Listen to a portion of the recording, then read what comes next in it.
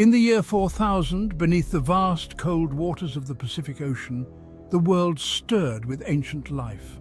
The asteroid that had wiped out humanity had also altered the seas, sending shockwaves through the deepest trenches, cracking open ocean floors and releasing creatures long thought extinct.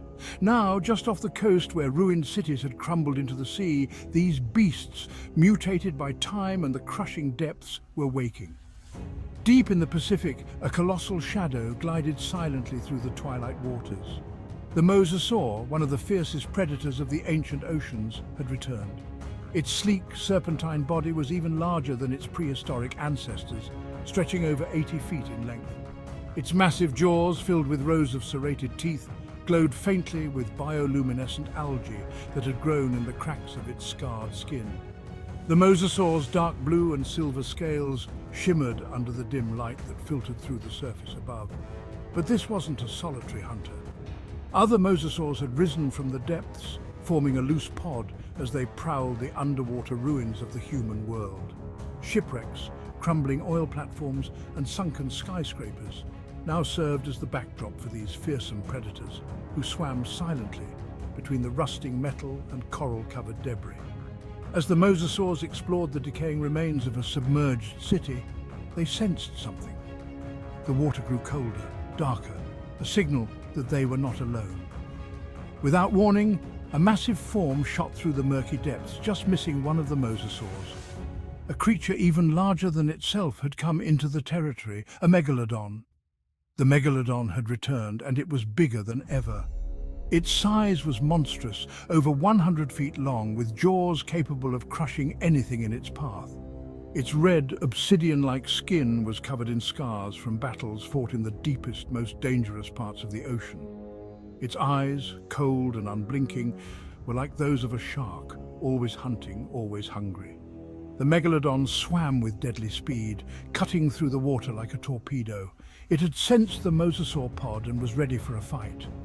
This was its hunting ground, and it wasn't about to let the mosasaurs claim it without a battle.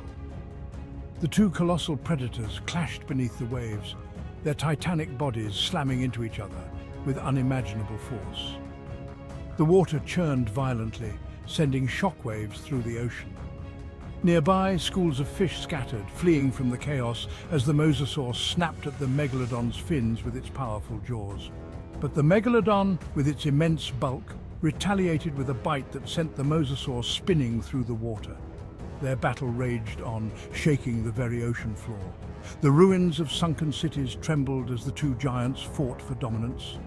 Further below, in the darkest depths where light barely reached, the plesiosaurs swam in eerie silence. These ancient creatures, with their long necks and flippered bodies, had once been the graceful rulers of the seas. Now, mutated by millennia of isolation, their forms had changed. Their necks were longer, their eyes larger to see in the crushing darkness, and their skin had become a bright shade of yellow, speckled with glowing patterns that pulsed like stars in the night sky. The plesiosaurs were not hunters like the mosasaurs or the megalodon. They moved in packs, their movement slow and almost ghost-like as they glided through underwater canyons, weaving between enormous seaweed forests that had grown around the ruins of old human submarines and sunken oil rigs. But their peaceful existence was shattered as the tremors from the megalodon and mosasaur battle above reached their domain.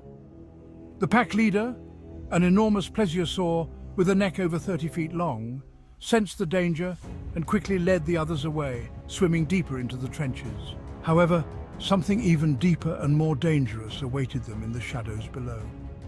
From the blackness, long tentacles began to unfurl. A creature that had lurked in the deepest parts of the ocean for millennia had awakened. The giant squid, its arms stretching over 60 feet in length, emerged from the dark. Its enormous eyes, each the size of a dinner plate, reflected the faint light of the plesiosaur's glowing skin as it moved in silence. The giant squid was a predator unlike any other. With its muscular tentacles, it could crush the life out of anything that ventured too close. It had remained hidden in the trenches for centuries, feeding on smaller sea creatures, but now, with the arrival of these massive reptiles, it had risen to claim its place among the new rulers of the ocean. As the plesiosaurs swam through the dark canyon, they were suddenly ensnared by the powerful tentacles of the giant squid. The pack thrashed wildly, their long necks twisting and snapping as they tried to escape the grasp of the monstrous cephalopod. But the squid was relentless, pulling one of the smaller plesiosaurs into the depths, its beak-like mouth closing in with terrifying precision. The plesiosaur scattered, fleeing into the deep ocean as the squid fed, its glowing body pulsing in the shadows like an ancient alien entity. Closer to the coast, where the ocean met the remnants of human cities, another predator had taken to the water, Spinosaurus. These semi-aquatic dinosaurs, larger than even the T-Rex, had always been comfortable near water. But now, with their evolved forms, they had fully adapted to life in the ocean. The Spinosaurus had mutated to survive these new conditions. Its long, crocodilian snout was lined with razor-sharp teeth, perfect for catching prey in the water. Its spine, once a distinct sail on its back, had become more flexible, allowing it to move with ease through the waves. Its webbed feet and powerful tail propelled it with speed and agility that no land-based predator could match. The Spinosaurus prowled the shallow waters off the Pacific coast, its piercing yellow eyes scanning the horizon. Around it swam massive schools of fish, unaware of the danger lurking nearby.